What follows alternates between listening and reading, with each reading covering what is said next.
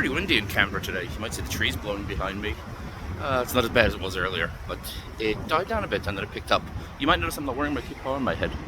Yeah, what's the point? It's going to blow off anyway. I'm no less Jewish for not having it, but, it feels a bit weird.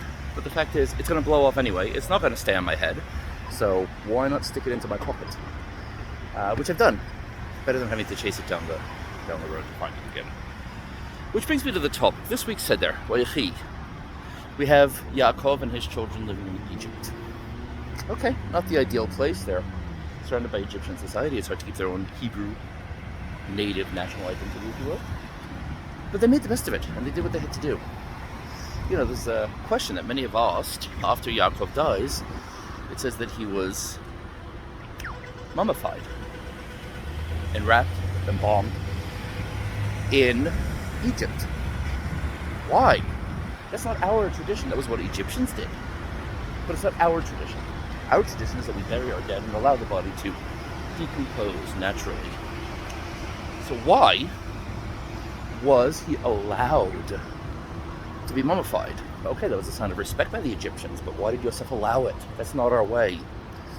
Tradition teaches that because Yaakov was such a great tzaddik, he was such a righteous man, Yosef knew that his body would not decay.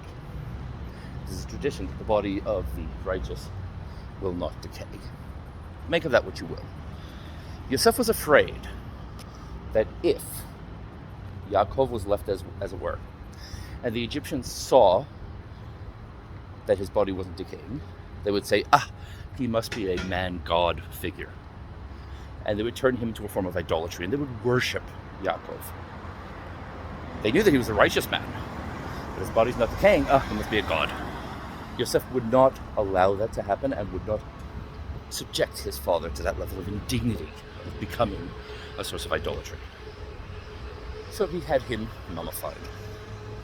And that way, when the body didn't decay, they would just chalk it up to, hey, you guys have the best embalmers around. And he obviated the problem. Not an ideal solution. But sometimes in life you need to come up with a less than ideal, a suboptimal path. Because the optimal path isn't an option.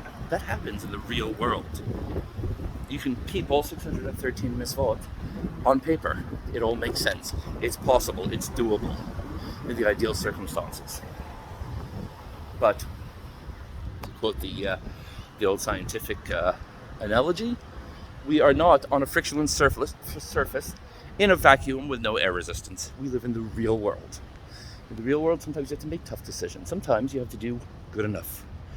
And that's the story here. In life, you aim for the best, but sometimes all you'll get is good enough. And sometimes good enough is good enough. But do your best. Shabbat shalom.